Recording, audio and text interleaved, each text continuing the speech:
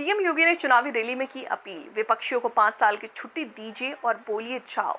खूब फतिहा पढ़ो। यूपी के मुख्यमंत्री योगी आदित्यनाथ ने सोमवार को भारतीय जनता पार्टी के प्रत्याशियों के लिए 2 रैली की। पहली रैली फतेहपुर सीकरी से किरावली में सांसद व उम्मीदवार राजकुमार चाहर के लिए की। दूसरी उन्होंने अलीगढ़ से उम्मीदवार सतीश गौतम और हाथरस से प्रत्याशी अनूप वाल्मीकि प्रधान को कमल के फूल पर वोट देकर सदन भेजने की अपील की।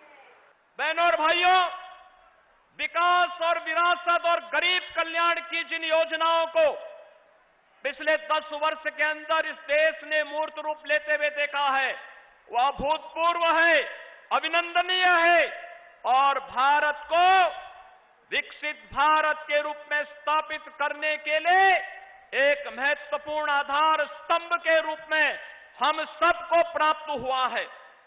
इस सब के प्रति कृतज्ञता ज्ञापित करने का एक अवसर लोकसभा चुनाव 2024 हम सबको प्राप्त हुआ है।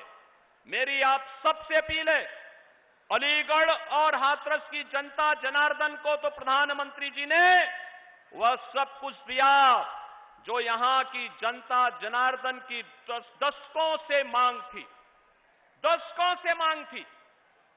जो लोग कभी इस बात के लिए नहीं सोचते थे कि यहां पर भी इस प्रकार के कार्य हो पाएंगे, उन सभी लोगों की अपेक्षाओं पर खरा उतरते हुए याद करिए, महान स्वतंत्रता संग्राम सेनानी राजा महेंद्र प्रताप सिंह के नाम पर विश्वविद्यालय की स्थापना के लिए आदरणीय प्रधानमंत्री जी स्वयं आए थे।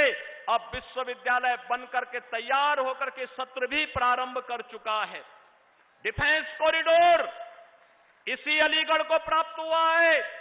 और बहनों और भाइयों, आपने अयोध्या देखी होगी, रामनवमी के अंदर भगवान राम का सूर्य तिलक 500 वर्षों का इंतजार समाप्त करने और इस अद्भुत अलौकिक अवसर का आप सबको आनंद और गौरव प्रदान करने वाले आदरणीय प्रधानमंत्री जी हम सबके सामने हैं।